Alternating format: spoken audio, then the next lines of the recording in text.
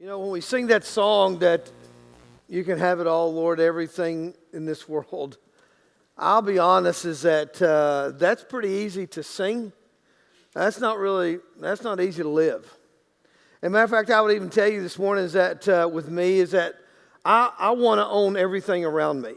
And when I say own it, I don't want to be in debt to somebody.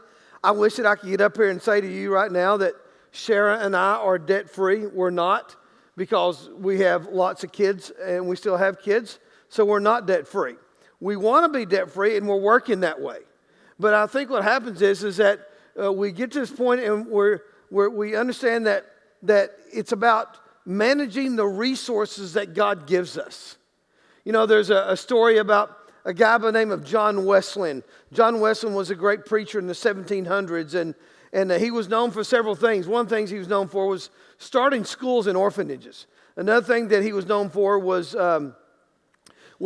preaching a whole lot. Matter of fact, they said that he would, back in the day, you think about this, that he rode on horseback, and when he was preaching, he rode over 250,000 miles on horseback. I don't know about you, that just puts me in pain thinking about that one. And thinking about how much that would have to hurt. He preached over 40,000 sermons. And the story about John Wesley was that he rode up after he had been speaking for a week at a church in an area. He was from England. He rode up, and somebody looked at him, and a group of people looked at him and said, "John, we got bad news for you. Your house is burned down." He said, "My house hasn't burned down." He said, "Oh yeah, it has burned down. Matter of fact, we saw it burn down completely. John, your house is burned down." He goes, "That's impossible." He goes, "No, we saw it burn." He goes, "No, that's impossible," because he said, "I don't own a house." He said, "God owns a house, but I don't own a house. Matter of fact, if God didn't stop the fire, God obviously just wants me to find another house to live in." That is called managing your resources. Now you think for a moment, you leave here and you go home. And when you go home, you find your house is burning up and it's in blazes. You think about how you would act. I don't think there's anybody here going, "You know what, not a big deal. Ain't in my house. That's God's house." And we'd be crying, we'd be panicking. Let's make it a little simpler here, okay? You go home, your house is not on fire, but your car is on fire. That would drive you nuts. What are we going to do? If we can even scale it down a little more, if you walked into your kitchen and your phone was on fire, you got a Samsung, it probably is on fire, right? You would be screaming and hollering, "Oh my gosh, what am I going to do?" This dude's house burned down. We would be screaming and hollering because it was our phone, and yet the thing is that we've forgotten that we don't own anything. We simply manage things. And let me tell you, I get it because, there are those times that you go, "You know what?" You start telling your friends, "Hey, I want you to come to church with us. Please come to church with us. Please come. The worship's great. You need to come. You need to be a part of it. You'll just love it." And so you go, and when you show up, the pastor is preaching on money. And you make comments like, "Oh my gosh, he's always preaching on money. Why is he doing this?" And dude, you want to crawl underneath your seat because the guy's preaching on money, and you go, "Oh my gosh, does he have to preach on money?" And I get it. I understand that. Because you don't want to come and you don't want somebody to be talking about a subject because, let's be honest, it's pretty sensitive. And the problem is that in churches, all through growing up, there would be a pastor that would preach, and he'd preach on the tithe. We'll talk about that in a minute. We talk about the tithe, but that's all that we talk about. He wouldn't talk about, the stewardship and how we manage our money. And all we do is talk about just what we're supposed to be given to the church rather than what the church can be giving you in knowing how to manage our money. Because, see, there's two reasons that Jesus talked more about money than he did anything else. You think about this, that Jesus talked more about money and possessions than he did heaven and hell and prayer altogether. And, and I get it because I know that this happens all the time, is that you invite a friend to come to church with you. "Oh, you got to come to our church. It's the greatest church. Services are great. You need to come. Please come." It's just unbelievable. You got to come. And you show up, and the Sunday you show up with your friends, the pastor preaches on money. And you want to crawl under your chair and just die away and go, "Oh my gosh." Well, of all Sundays, I get my friends there, and we're going to preach on money because this is the thing that we say, "Oh my gosh, here he goes again. He's always talking about money." And yet the thing, is about in church, all through the years, is that the church hasn't talked about money enough. Because obviously it was a real important issue to Jesus because he talked about it more than he did anything else. And there's two reasons that Jesus talked more about money than anything else. Number one, this is not on your outline, but it's worth writing down. Number one is that nothing gets our attention in this life quiet like money does. And I know the root of all evil. I know it's money. But if I could be honest, I would love to have more money. I would love for you to have more money. And the second reason is that the subject of money is a spiritual issue. You see, this is what us, especially us men do, is that we compartmentalize everything. And so this is part of my spiritual life. This is my married life. This is my financial life. And God says, no, that's not the way this works. Is that everything, this money thing, it's a spiritual issue. And your money will move your heart away from Jesus quicker than anything probably in your life. Matthew 6:21 says this, for where your treasure is, there your heart will be also. Money not only calls for our attention, but it also calls for our heart and our devotion. And money, if you think about this, money has the same qualities that we attribute to God. It creates, it provides, it protects, it controls. The same things we attribute to God. Matthew 6:24, Jesus continues on in 6:24, he says, no one can serve two masters. Either you will hate the one and love the other, or he will be devoted to the one and despise the other. You cannot serve both God and money. You see, we can either use money to serve God, or our God will become our money. And what happens is that the question that we got to ask is, all the stuff that you got, whose stuff is it anyway? We're so messed up in America. We're the only country that has a $1 billion industry called storage units that people run out of room in their garage to store their junk. So then we move it to a storage unit. The reason I know that, we have a storage unit. And so I know how this whole thing works. And so when we think about this, is that we need to have a paradigm shift in our thinking regarding money. That we shift from loving money to managing our money. If you brought a copy of God's Word, I'm going to be in Matthew chapter 25. I'm going to invite you to turn there. It'll be on the screen as well. It's on your outline as well, too. But Matthew chapter 25, begin reading in verse 14. Would you stand with me as we read in reverence to the Word of God?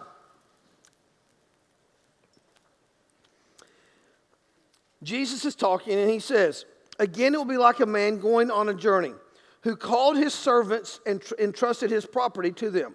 To one he gave 5 talents of money, to another 2 talents, and to another 1 talent, each according to his own ability. Then he went on his journey. The man who had received the 5 talents went at once and put his money to work and gained 5 more. So also the one with the 2 talents gained 2 more. But the man who had received the 1 talent went off, dug a hole in the ground, hid his master's money. After a long time, the master of those servants returned and settled accounts with them. The man who had received the 5 talents brought the other 5. Master, he said, you've entrusted me with 5 talents. See, I have gained 5 more. His master replied, well done, good and faithful servant. You have been faithful with a few things. I will put you in charge of many things. Come and share your master's happiness. The man with the 2 talents also came. Master, he said, you entrusted me with 2 talents. See, I have gained 2 more. His master replied, well done, good and faithful servant. You have been faithful with a few things. I will put you in charge of many things. Come and share your master's happiness. Then the man who had received the 1 talent came. Master, he said, I know that you are a hard man, harvesting where you have not sown and gathering where you have not scattered seed. So I was afraid and went out and hid your talent in the ground. See, here it is, what belongs to you. His master replied, you wicked, lazy servant. So you knew that I harvest where I have not sown and gather where I have not scattered seed. Well then, you should have put my money on deposit with the bankers so that when I returned, I would have received it back with interest. Take the talent from him and give it to the one who has the 10 talents. For everyone who has will be given more, and he will have an abundance. Whoever does not have even what he has will be taken from him. Pray with me. God, I know that anytime that we talk about money and finances, it can be a real touchy subject. we talk about this in church. But God, I pray that today, that in every other area that we allow you to speak to our hearts about, Spirit of God, I pray that we would allow you to speak to our hearts regarding this issue. And I pray, God, that we can laugh together. I pray, God, that we would take the challenge from the Word of God to our own hearts. And I pray, God, that the words of my mouth and the meditation of my heart would be found acceptable in your sight, O Lord, our strength and our Redeemer. In Jesus' name that we pray. And everybody says, amen. Have a seat, would you? So let me ask a question. How many of you would say, now raise your hand on this one, all right? How many of you would say, I would love to be blessed by God? Raise your hand. Now, if you see somebody around you that have a hand raised, you need to start praying for them pretty quickly, all right? So the thing is that when we look at it, is that everybody wants to be blessed. And so what I want to do with the few minutes that I have with you this morning, I want to give you 3 statements that speaks about experiencing God's benefits as it relates to us being biblical managers. So here's the first statement. Everything we have belongs first and foremost to God. You see, stewardship is about living all of our life believing that everything we have belongs first and foremost to God. And how we view ourselves as an owner or manager will determine how we live. Let me illustrate this way. I purchase a car, and I'm making payments on that car. For every how many months I've set it up for, I make payments on that car. And I'm making payments of $400 a month on that car.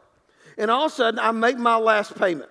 And lo and behold, it's been a good enough car that I'm still going to keep it after I paid it off, that it's still running, all right?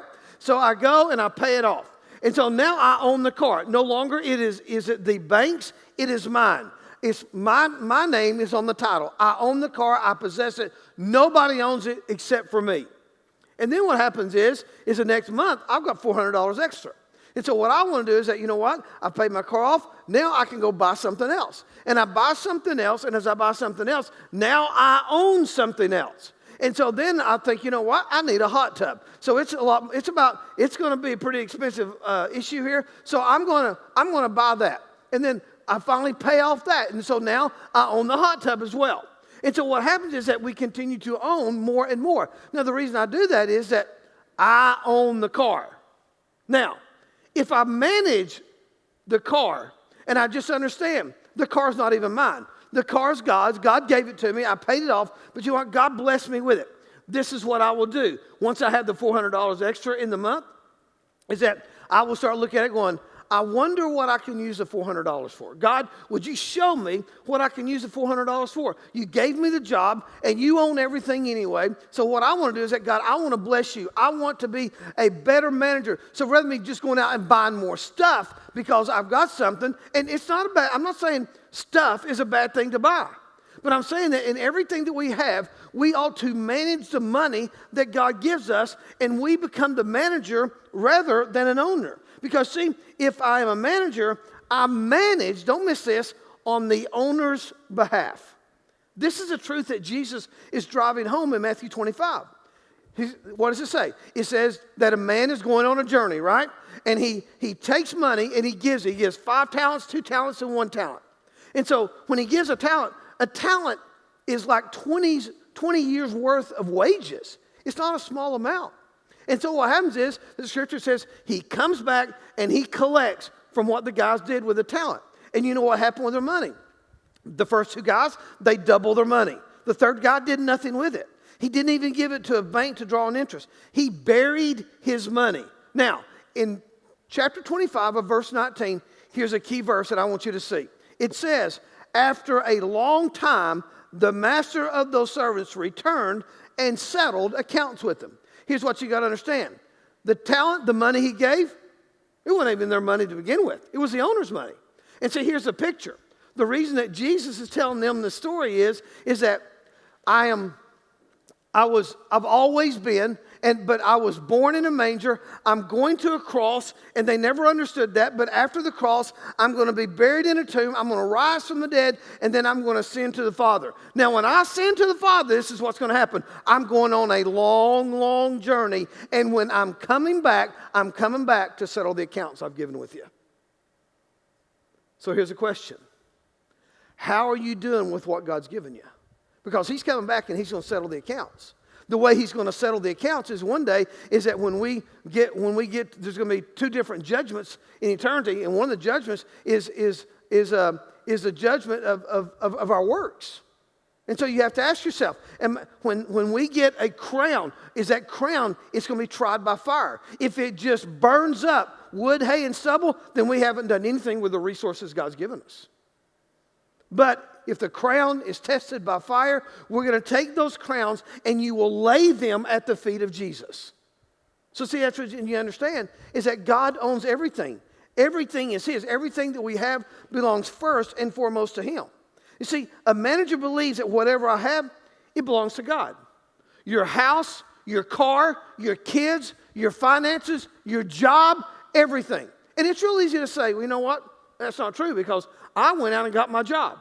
I not only got my job, but this is what we forget.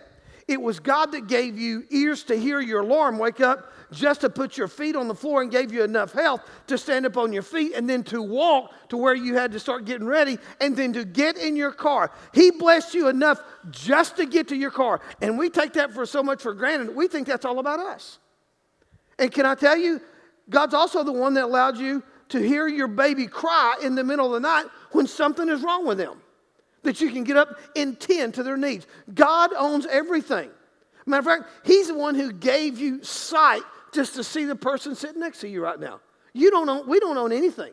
Everything that we have, he possesses.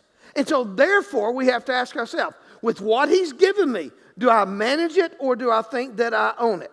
Now, I do get it because people think, well, you know what? I work hard for my money and it's my money. And I get that because you probably do work hard for your money. But what we have to understand is that in everything that we have, is that everything that we are and everything we possess, everything belongs to God. God could take your job tomorrow as quick as he gave it to you.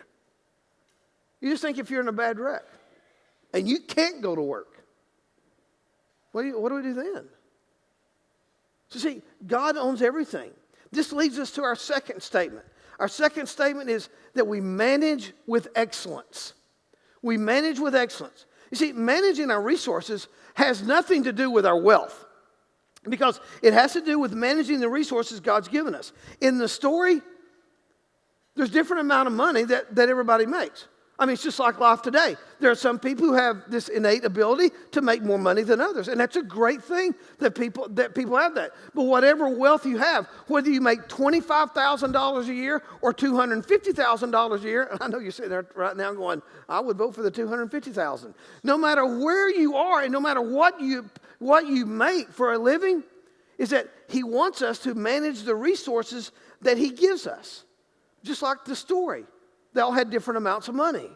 So when I manage with excellence, there's two things that have to happen if I'm going to manage with excellence. Number one is that I give to God what is his first. I don't hold it back. This is God's. I'm going to give to God. And the second thing that we do is that we have to give our best to what God has for us. Because usually our greatest mistake is that with our resources that we don't give to God what is his first. And then And we keep our hands on it. And the second thing that we do is that we are in so much debt, we can't think about giving God our best. You see, and our finances will get us in trouble quicker than anything else. And understand this. This was a part of history.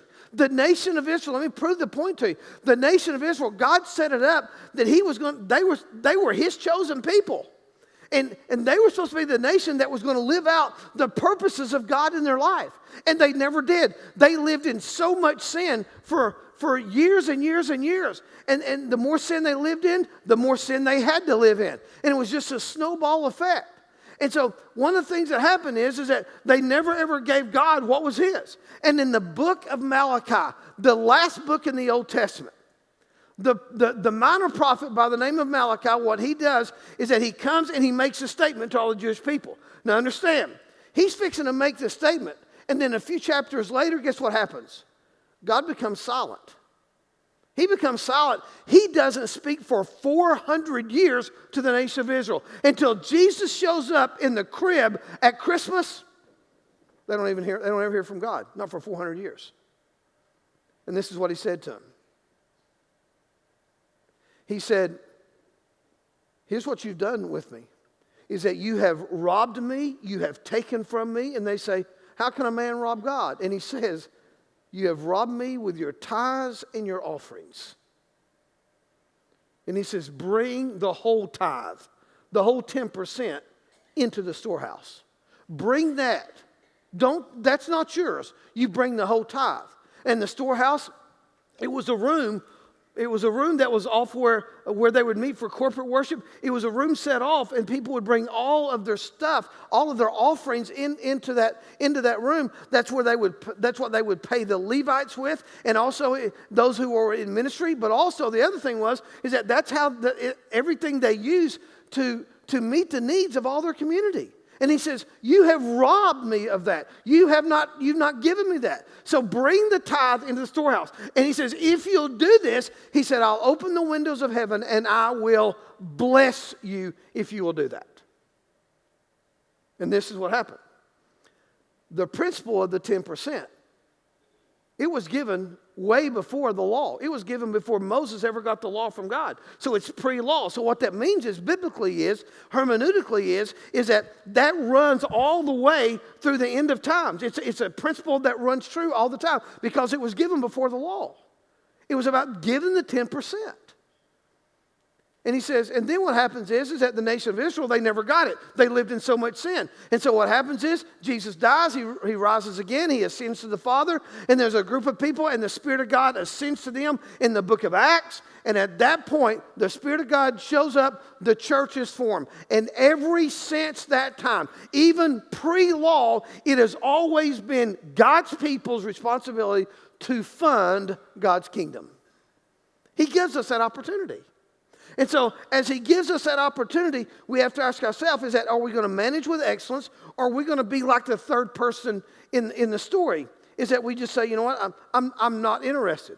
And let me tell you, I get it, because I've done this for a while, and I hear people all the time, go, Phil, I'll just be honest with you, is that, do you know how much money I make? I have no how much, and this is real conversations. Do you know how much money I make? I have no idea how much money you've made.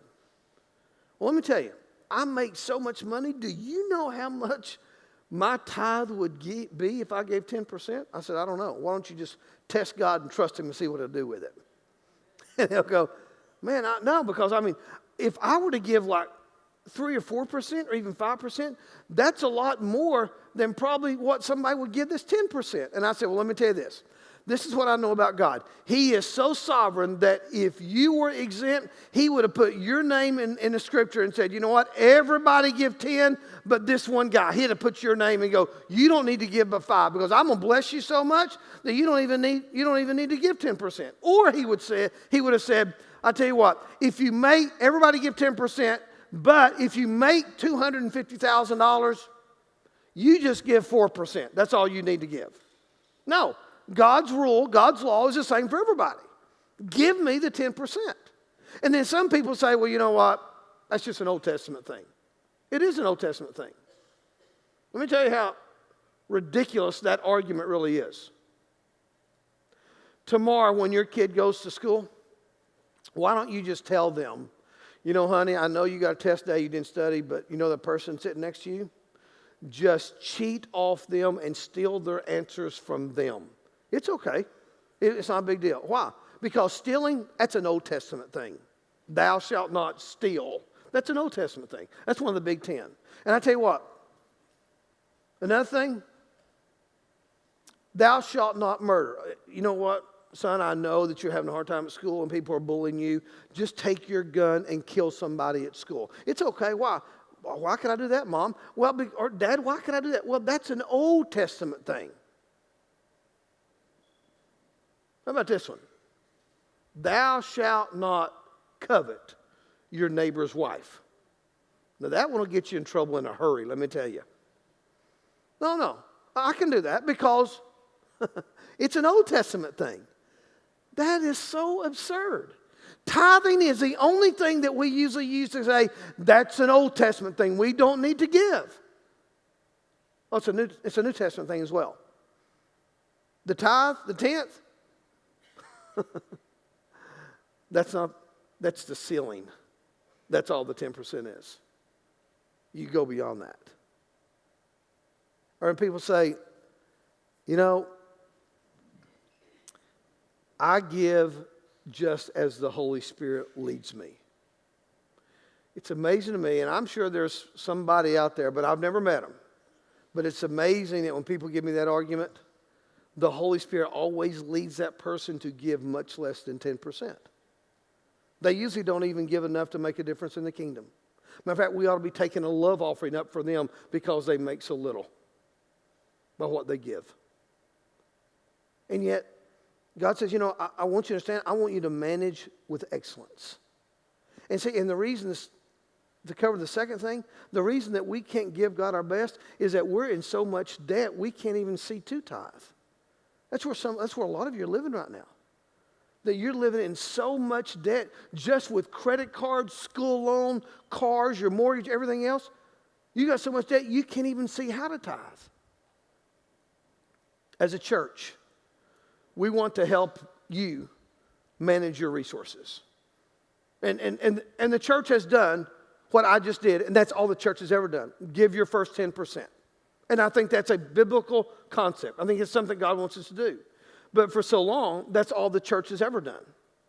And the church has never helped people to get out of debt. The church has never helped people to save. The church has never helped people manage our resources. So we're going to embark on a subject called financial discipleship. See, when we think about the word discipleship, we think about God's word, prayer, scripture memory, sharing Christ with somebody. That's a part of it. But we don't ever think about our finances or discipleship as well. It must be because Jesus taught more about it than he did anything else. So what we're going to do, we're going to embark on this thing called financial discipleship. And what we're going to do through this is that we're going to help you. But let me just tell you, we're going to start a series in January. It's going to be called Unleashed. We want to unleash you of being in bondage with your finances and other areas in your family. That's what we want to do. And so starting on January the 22nd, we as a church, and let me just tell you, I need for everybody to be all in here. I need everybody to be all in on this one.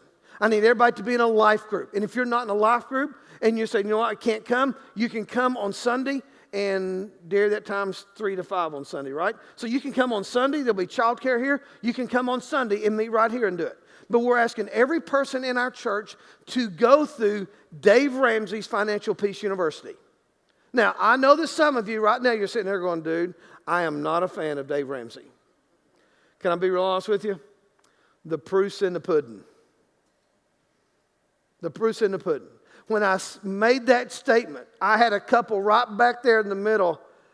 I thought they were just going to go slap charismatic on me. They started hollering. They were amen to me. I knew who it was, and they came up and said, dude, we're sorry we sort of went off the chain there. I said, no, it's good. I said, why were you amen to me? He said, who do I need to talk to about giving scholarships so people can purchase the kits for Financial Peace University? I said, you need to talk to Derry about that. He said, okay, I will. I said, why? Because it changed our life. And I said, how did it change your life? We were in so much debt. For 4 years now, we've been completely debt-free. We don't owe a dime to anybody. And it has freed us up. It's freed our marriage up. And after we spoke to our life group leaders, I had a couple walk up to me and said, man, the Spirit of God is all over this. And I said, why? I said, because we couldn't even communicate in our marriage because of our finances. Anytime we talked about finances, it turned into an argument. This gave us the tools to learn how to communicate. I want you to hear this, okay? People that go through Financial Peace University, after the first 90 days, the average individual has paid off $5,300 in debt. They've also saved $2,800. My wife and I, we're going to do it like everybody else. I'm not out of debt. I want to be. We're working hard toward it. And I want to do that. I want to be a part of that. We need everybody in. We don't need anybody to have negative attitudes about it. And let me tell you, if people have negative attitudes about it, you just need to say to them, you know what? Let's say you are debt-free. Then we need for you to encourage somebody else. And let me tell you, please don't think, because I've already heard this one, please don't think, well, the only reason we're doing that is so Phil can get more money into the church. Folks, let me just tell you something, all right? Would I like to have more money so our church could be debt-free? Do you know what our church could do if we're debt-free? We're not debt-free. We could do things for the kingdom that we haven't been able to do. We could plant churches. We could plant churches. We could sponsor church plants. We could sponsor more missionaries. We could do all that if we're more debt-free. We could free up money. And yes, I'd love to have that. But you know what? We want something for you on this one. We don't want something from you. We want this for you.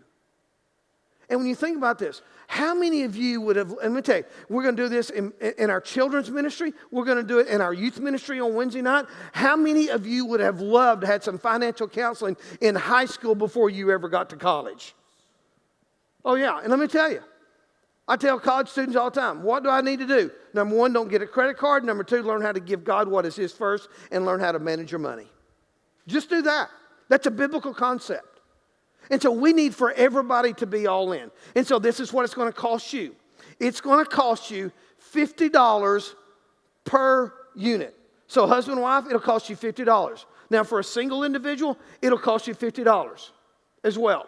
And right now you might be saying, you know what? We can't afford that. I don't know a better gift that you could give each other for Christmas than to say we're going to give each other the Financial Peace University kit, and that's what we're going to do. It will free you up more than you could ever imagine. For a single mom or a single dad, can you imagine what it would do? And yes, we will offer financial assistance where there needs to be financial assistance. But let me tell you, the $50, it doesn't come close to paying for it. Our church, our budget will spend $34,000 to make this one happen. We need everybody to be all in. We don't need negative attitudes. We need your attitude to go, I am all in because God is going to free my money, and we're going to talk about the elephant in the room, and it's our finances. Can I get an amen? I know I'm not Dwight going, huh? But it's good, all right? So let's do that. So understand, it's about us making sure that we give God what is His first. Here's a third statement for you. I choose to be blessed. I'm choosing to be blessed. I believe this with everything that I am, that God will bless those who trust Him by faith, who will give Him the first fruits and manage the resources. So let me tell you, for right now, we're talking about just giving your first fruits, your first 10%. We're talking about that, and then we're talking about, we're going to teach you how, we're going to give you the tools about how to manage your money. Now, let me tell you, it's going to be real easy to go, you know what, I can do all that. I don't need to buy the book. We need for everybody to be all in here because this is going to be an important deal. I believe at the end of it, it'll be the greatest thing that our church has ever done because it'll free people up. But let me show you when it talks about first fruits, all right? Let me show you how this works.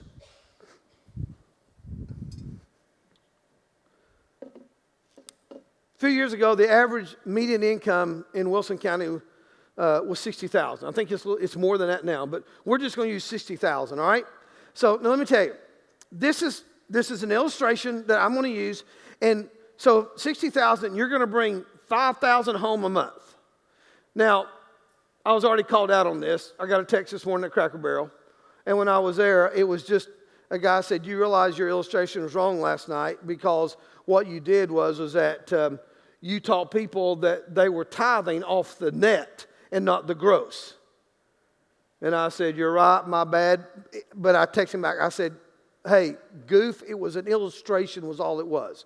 Well, you're telling people to tithe off the net or the gross. And I have that question. Do you tithe off the net or the gross? And that's just dependent on you. It depends on if you want to be netly blessed or grossly blessed. All right? So you can choose whatever you want to do there, okay? So here's the deal, all right? So we're going to say that you bring home $5,000 a month, $60,000 a year. All right, so this is what we do. We have a whole lot of money right here that we got. All of it just cold hard cash, all right?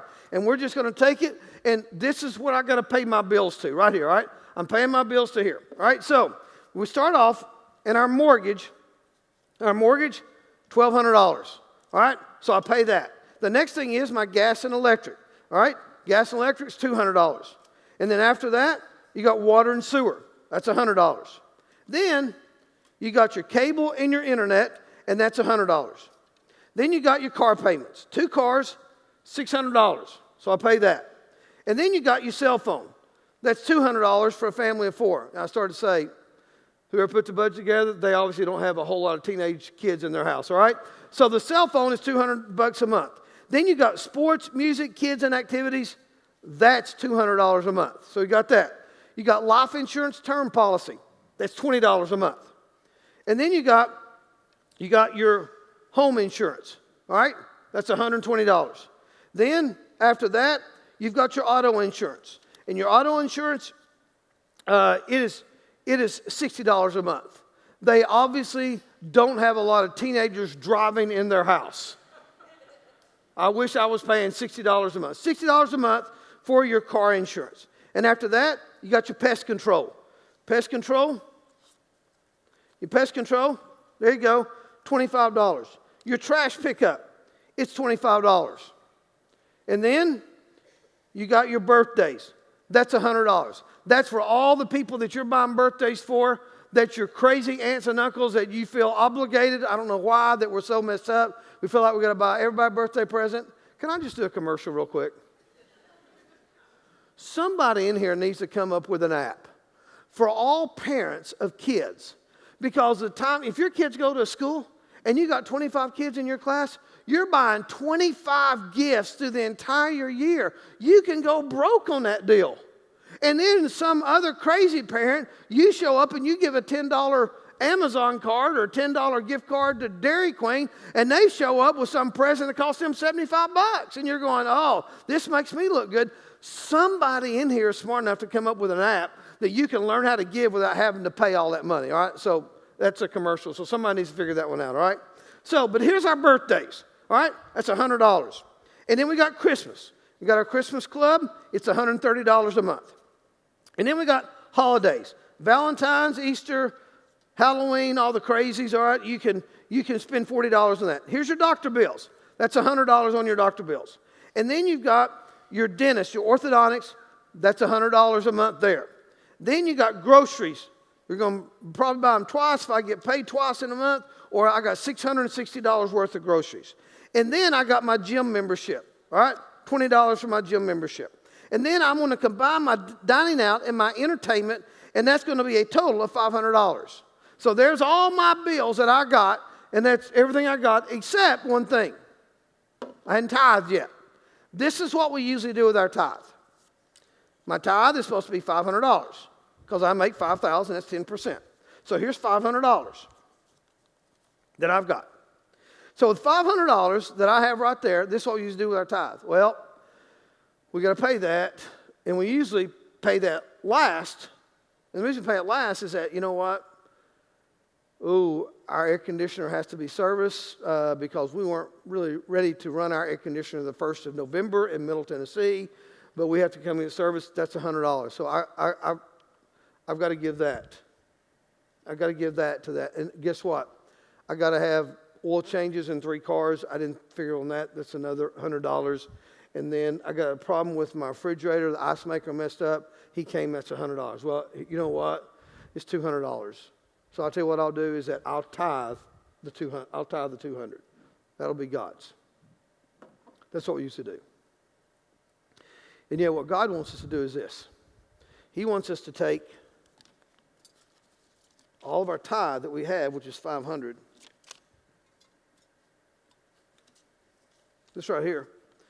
Take all of our bills that we own. Take all of them out. Here's your money to do everything you want to. But here's what I want you to do. I want you to take $500. This is God's money. This is not your money. This is God's money. It says the tithe belongs to the Lord. This is God's money. This is not your money. It's never been your money. He owns it all, but he says, I want you to take 10%. I want you to give it to the Lord through the local church. So here it is, $500. Give it to me. You take your hands off of it. This is not yours. This is mine. This is God's bowl right here. You give this to him. You don't touch it. And so I give it. Now, why do I go ahead and give that first before I pay any of my bills? Because, you know what? God knows you got something coming.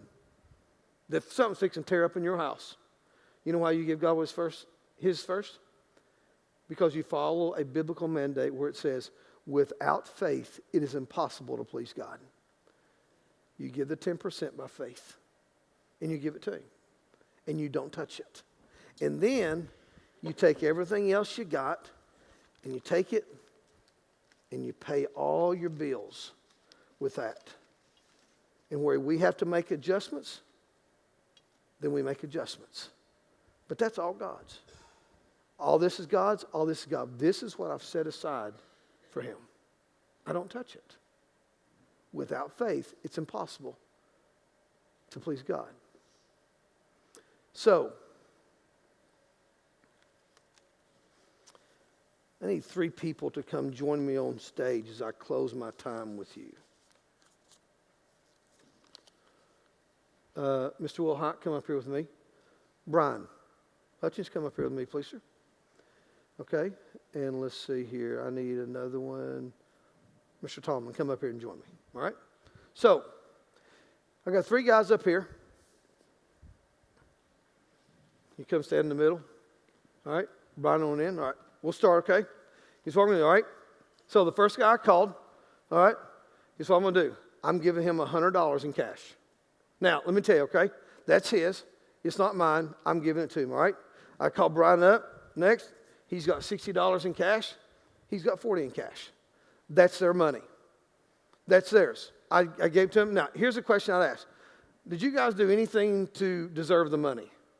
You just showed up, right? See what happens when you show up for church? You get blessed. Amen? All right? So here it is that 3 guys get money. Now, here's what they got to decide. What are they going to do? How are they going to manage the money that they're getting? This is usually where we miss it a lot of times with God's money. Is that, okay, I'm going to tithe that, but you know what? I got a bonus that's coming. The bonus is coming, I don't tithe that. I don't know why we think that. Or somebody gives me money just like I gave them. I don't have to tithe it because, somebody gave it. We're having this discussion with our 17-year-old Sarah Grace, and she looked at me and she said, well, if that's the case from now on, don't give me cash, just give me gift cards. You don't have to tithe that, okay? I looked at, you're a pastor's child and you're saying that stuff. I'm just kidding, Dad. So I don't think she really was, but she said that anyway, all right? See, and right here, these 3 guys, this is a picture of you. This is you. Somebody might not have walked up and just given you money, but you're getting a paycheck from somewhere. So you're gonna choose, what am I going to do with the money that God's given me? How am I going to manage the resources? So here there are 3 guys. They have to choose what they're going to do with that money. And let me tell you, there's real cash in those envelopes. It's theirs. Last night, I had somebody, he tried to stick all his money in that jar, and I said, no, you can't do that. Because now you got it, now I want you to decide what you want to do with it. Now, boys, remember, this ain't your wife's money, this is your money, all right? All right? I know your wife's going to think she's the Holy Spirit, and she's going to say, God told me, beware of that, all right? God hadn't told her, all right? So anyway, I want you to know, this is theirs. This is a picture of you, of what you're going to do with the money. All right? Would you give these guys a great hand? Thank you, guys. Y'all go sit down. Thank you much. No. Take it with you. You see what he said? I put it in there. I just gave you the illustration, dude. I pray and I hope that this Sunday's been good for you. And I want you to know that we're going to do something 2 Sundays from now that we've done for the last 8. Reed and Ashley, y'all have been a part. Have we done this offering, I think, for 8 years now? Hadn't we? 9 years, something like that? But every Sunday the Sunday before Thanksgiving, we always have done a special offering. Used to be, one time it was to raise money to build this building and to buy the land. Well, what we do now is we do I Love This Place offering. And this is one of the few times we ask you to give over and above your tithe. All the money you gave last year, it went to fund our campus at Watertown. Last Sunday, they had 300 people at Watertown. And that happened because people gave. It took us 6 years, 5 or 6 years, when we started this church. It took us 5 or 6 years, maybe longer than that, to get to 50 teenagers.